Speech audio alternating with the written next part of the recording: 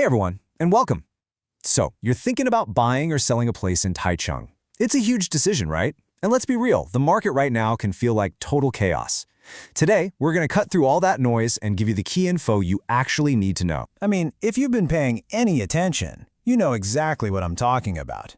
One day you read that prices are shooting up, the next day you hear the market's about to crash. It's like, who are you even supposed to believe? It's so easy to feel completely lost. But hey, don't sweat it. That's exactly why we're here.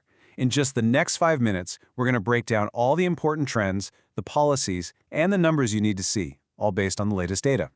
You ready? Let's jump in. Okay, first things first. Before we can really get into Taichung specifically, we've got to look at the big picture. There are some major national policies that are changing the rules of the game for everyone in Taiwan. The biggest one is this Hoarding Tax 2.0, which just kicked in this July. It's pretty smart, actually. On one hand, it makes it more expensive for people who are just holding on to multiple empty houses. But on the other hand, it gives some nice tax breaks to people who only own one home or to landlords who are actually renting their places out.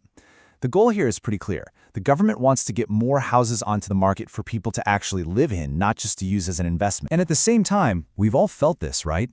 Interest rates have been going up since 2022, and that means mortgages are more expensive. For now, the central bank has decided to hold the rate steady at 2%, which gives everyone a little room to breathe.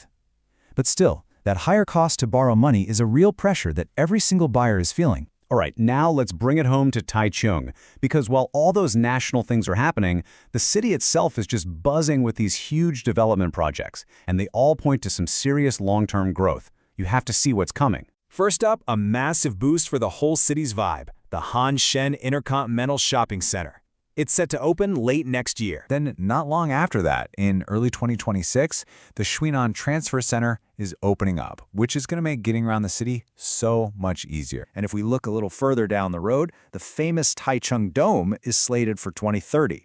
When you put all these together, you realize these aren't just ideas. They're real, game-changing projects that are building a super exciting future for the city. Okay, so on one side, we've got these national policies putting on the pressure, and on the other, we have all this amazing local development. So how does that all shake out in the market right now?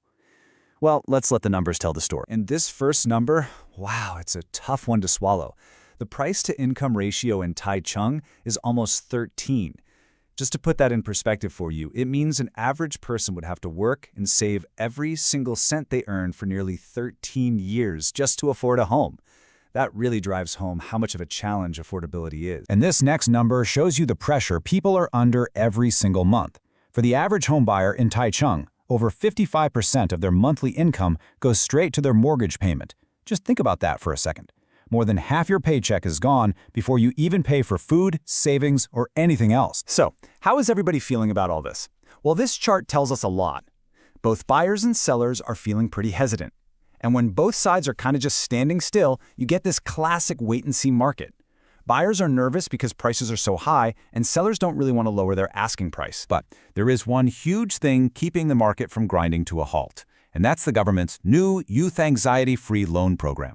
It's aimed right at first-time buyers, and look at this, it makes up almost 40% of all new mortgages. So what that tells you is that this one single policy is like a massive pillar holding up the market right now. All right, we've looked at the policies, the city's amazing future, and the hard numbers from right now. So let's bring it all together for the most important question of all.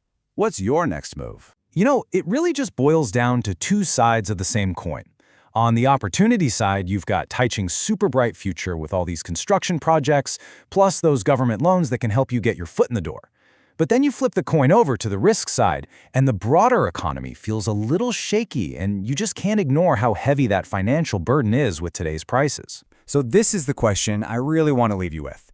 Looking at everything and thinking about your own situation, which one matters more to you?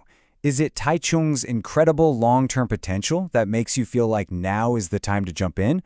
Or is it that short-term financial risk that's telling you maybe it's better to wait?